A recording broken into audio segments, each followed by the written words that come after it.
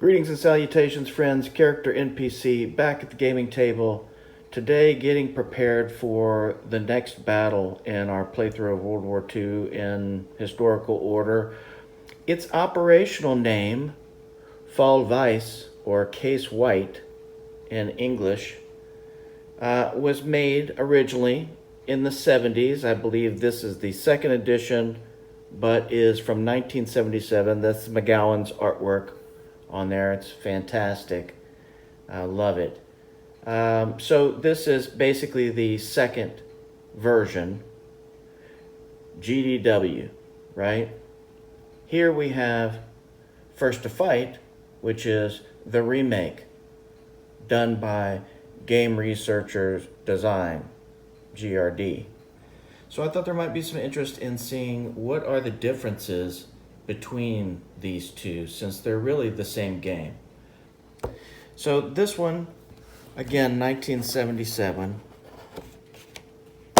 I don't want anybody to think that these games aren't relevant today. Just because they're older, just because they have an upgraded version or something, the differences a lot of times really are not that big. So in this case, let's first talk about the rule set. This is the way the first edition looked. In the early days, when you would buy a GDW Europa product, it would probably be in a bag. The first one, Drangos Knock, that everybody went crazy for, which ended up being Fire in the East. I have that one here. I'll show you that one in a few minutes to kind of show you the lineage of how the boxes and things looked. This is how it looked in the original version. You can see here that the edge of this was bound, and it would kind of flip open without this top part.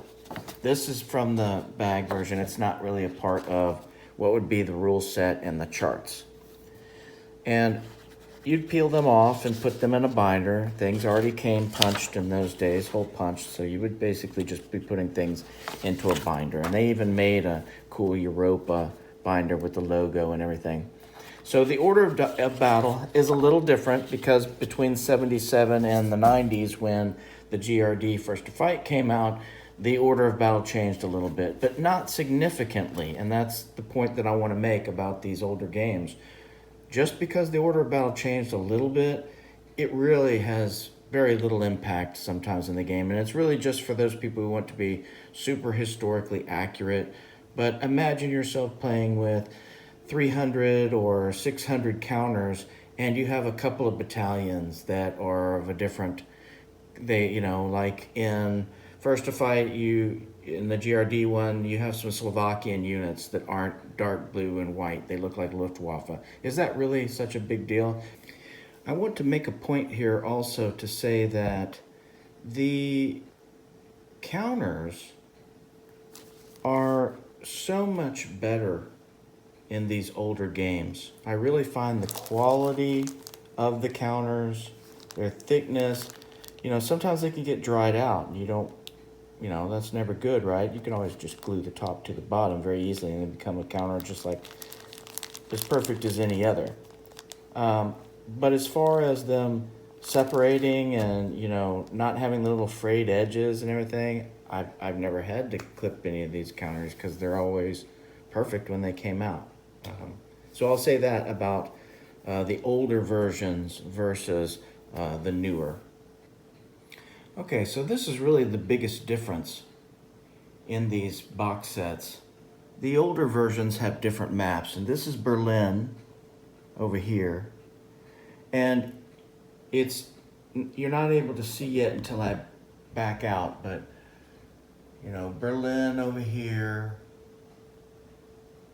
and Leipzig, and then Warsaw over here, right? And you have up into East Prussia and into the Baltic, right? Okay.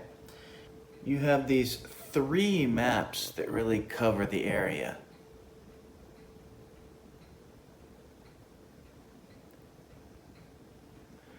So I don't know if you're hearing me well and seeing it for what it is, but these are the 3 maps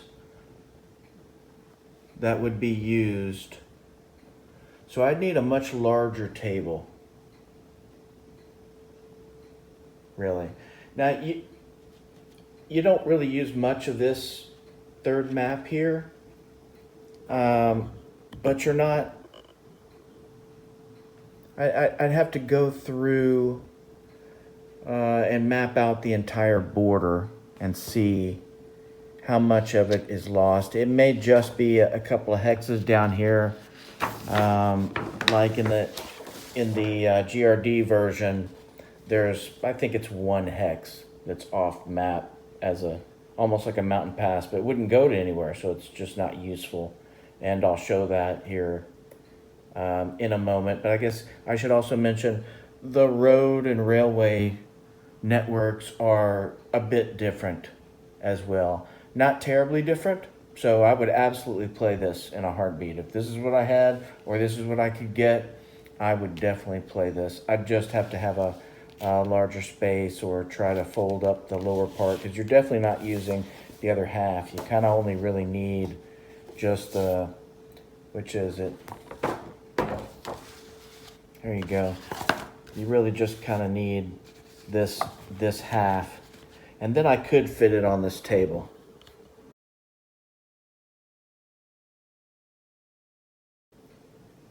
I should also add one thing about those maps in the older games. You're getting closer to the full scope of GRD Europa. These are the maps that would flesh out using the full order of battle and covering something that would have been proposed as the later GRD Europa games. That's where this was always going from the beginning. Is what also I think makes it very cool and relevant, still relevant to this day.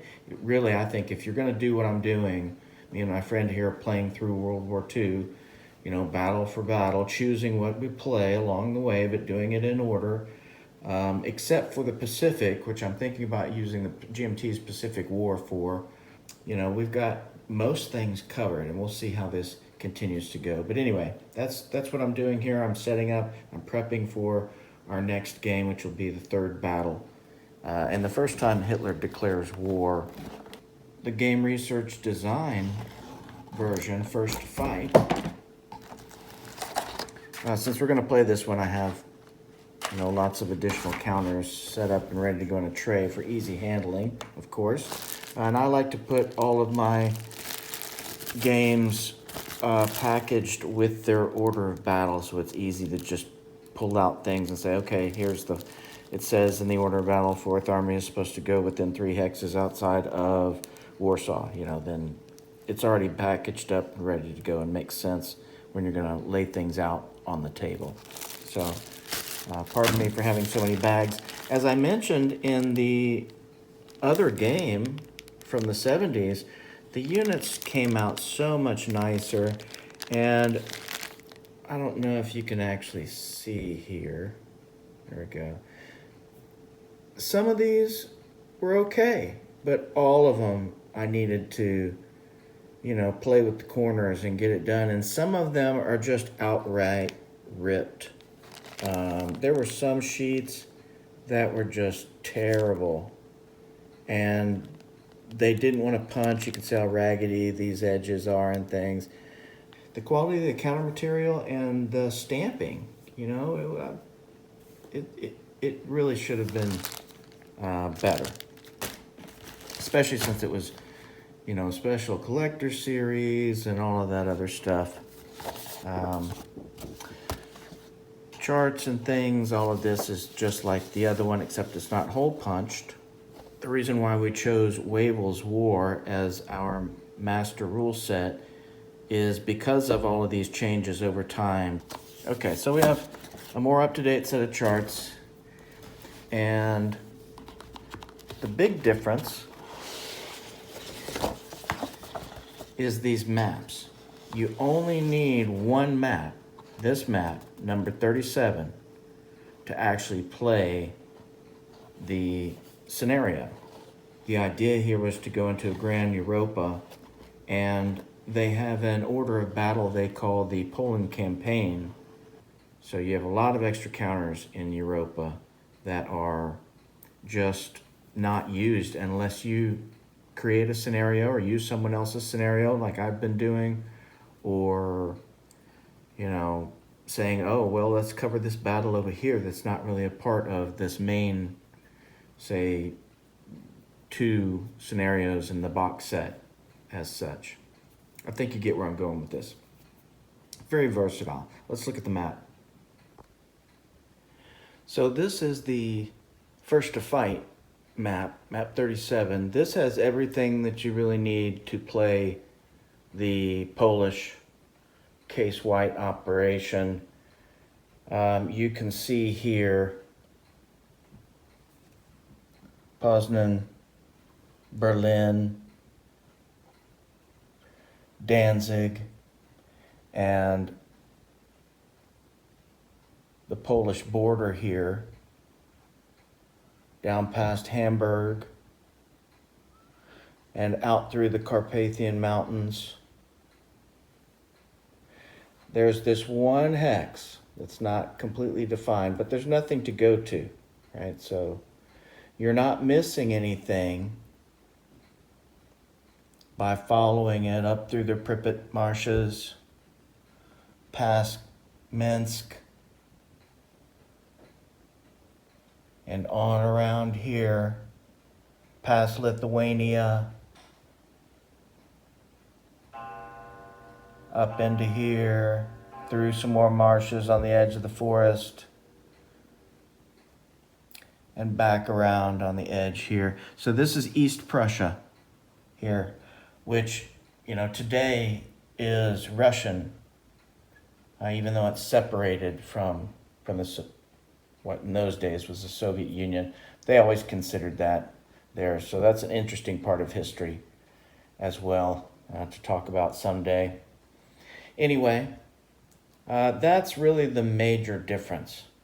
You can see that there, you know, we didn't see some of these other features where there might be light rail defined instead of heavy rail, or, you know, something else. The maps in the GRD later series definitely were improved, but there were other things. You know, I'd say it was a give and take situation, because where you might improve one thing, things degraded in another area. But over time, the game just got better and better, and I think it's the community really that made it better, because the designers, you know, they have their ideas and everything, but then it takes a lot of gameplay and a lot of feedback from people. And in those days, you wrote letters, and, you know, you submitted writings to magazines like the Europa magazine and Nuts and Bolts and the General, and, you know, there's a lot of them, but only so many were getting to you know, designers and things, and turned into feedback and improved. So playing Wavell's War rules throughout this entire World War II and Europe series, and Storm over Scandinavia, that's the other one we're doing. If it's in the Arctic Circle, we'll be using Storm over Scandinavia rules, because it covers, you know, things that are in serious, trying to fight and supply in serious cold, that Wavell's War doesn't. But Wavell's War is really the same rules, with just the differences of weather and terrain in the Arctic regions and things, if you get where I'm coming from. So one's rule set to rule them all. It's the one that we agreed is the most improved and has all the different addendums and things that ever needed to be in there. And that's it. So I hope that this is valuable for someone to kind of, oh, you know what? I should also mention there's some other improvements before I go. Here's an example of a temporary airfield versus, here's a nice permanent airfield. But you'll notice there's that little number in the corner, the 3. This is temporary versus permanent. But that 3 is nice in the more modern sets where you didn't have a representation of how many air units could land or take off and be a part of operations, active operations. Here's one for 12. So you would have to have written that down and kept track of that in the past versus now having it on here. That was a good improvement over time. And one downfall, though, was that you have these. In the later editions, they had improved fortifications, and the unit would have a black insert in here that would show it to be an improved fortification. There aren't any improved fortifications in this whole thing. So, again, give and take. Here's one other thing I want to point out before I go. The way box sets look kind of give you an idea of the time frame. These were all about the 70s. I don't think they used this in the 80s, but it's possible, maybe very early 80s. Then you had also still Game Designers Workshop, but towards the end, as GDW's going out of business, trading hands, this kind of thing. Fire in the East shows this grid type box. I won't go into Fire in the East yet, but that's what the you might say final GDW releases look like with the grids. And then GRD had a few different looks to their boxes. This one being part of their what they called the collector series with the black, but sometimes they'd just be all maybe just looking like this and have this logo on one side, but always Game Research Design GRD. So that's the way it all looked. So that's it. I'll leave it there. I hope someone got something valuable out of this, and it shows the differences and why it's still great to play whatever version of Europa game that you have. They are still relevant in 2025, and everybody should be playing these. So thanks for watching, and stay tuned for more.